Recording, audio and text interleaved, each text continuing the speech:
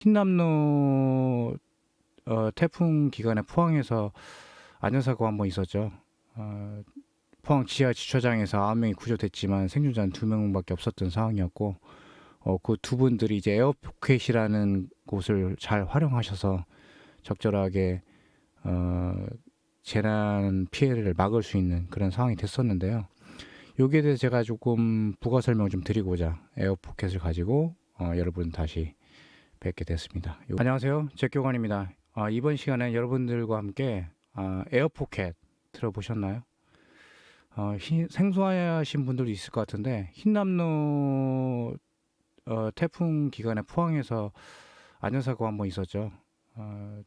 포항 지하 주차장에서 9명이 구조됐지만 생존자는 2명밖에 없었던 상황이었고, 그 두 분들이 이제 에어포켓이라는 곳을 잘 활용하셔서 적절하게 재난 피해를 막을 수 있는 그런 상황이 됐었는데요.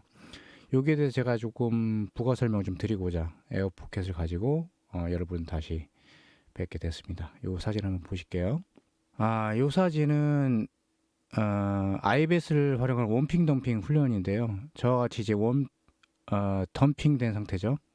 보트를 덤핑 시킨 상태에서 저 보트 안에 작은 공간에 에어포켓이 형성이 됩니다. 그래서 저 곳에 들어간 상태에서 적의 항공기를 피하거나 아니면 해상에서 아측의 위치를 잠시 동안 숨길 수 있는 그런 공간을 활용할 수 있는 훈련법인데요. 특수부대에서 주로 이제 활동하는 인원들은 대부분이 저 훈련을 하고 있고요.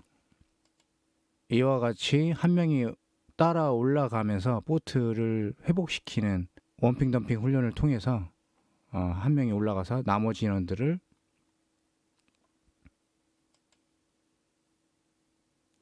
이와 같이 회수해서 정상적인 활동을 할 수 있는 그러한 상태로 만드는 건데, 에어포켓이 예전부터 언급이 됐었죠.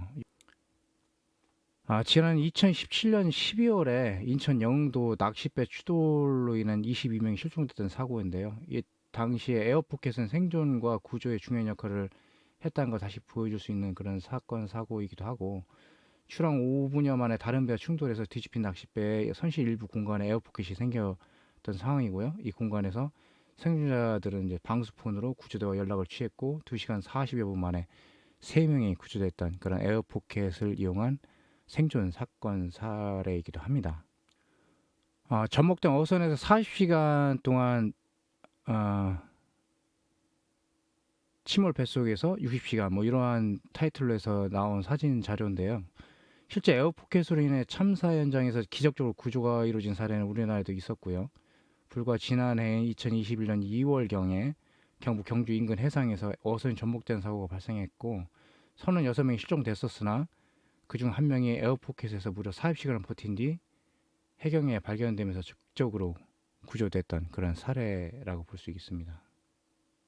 세계적으로 에어포켓의 기적으로 가장 유명한 사례는 지난 2014년 5월 28일 나이지리아 인근 해안에서 발생한 선박 침몰 사고고요. 12명의 승무원을 태운 배가 침몰하고 3일이 지나도 생존자가 나오지 않았으며 구조당국은 사실상 구조를 포기한 채 시신수습에 주력하고 있었죠. 30m 수심의 바닥으로 완전히 침몰한 배 속에서 시신을 수습하고자 네덜란드 다이빙 회사 소속 스쿠버 다이빙 팀이 동원돼 물속으로 들어갔는데 배 안에 에어포켓에서 탄산음료 한 병으로 60시간, 무려 60시간을 버티며 구조를 기다려온 남성이 발견됐던 사례고요.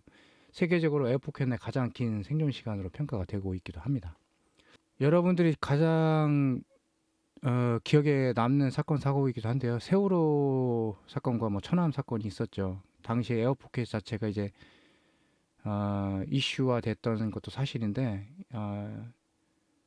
약 1년 뒤인 2014년 4월 16일 무려 304명의 사망자를 낸 세월호 참사가 발생했었고요. 당시 언론과 전문가 등은 이 나이지리아 사례를 들어서 세월호 내 에어포켓이 있을 가능성을 제기했고 실종자 가족들은 그 가능성에 모든 희망을 걸었으며 존재가 확인되지도 않은 에어포켓 내 산소고가를 우려해 침몰한 선체에 공기를 주입하는 작업을 할 만큼 에어포켓은 실종자 가족들에게 마지막 동화줄이었기도 합니다. 그러나 수개월 뒤 열린 국회 세월호 청문회 해경은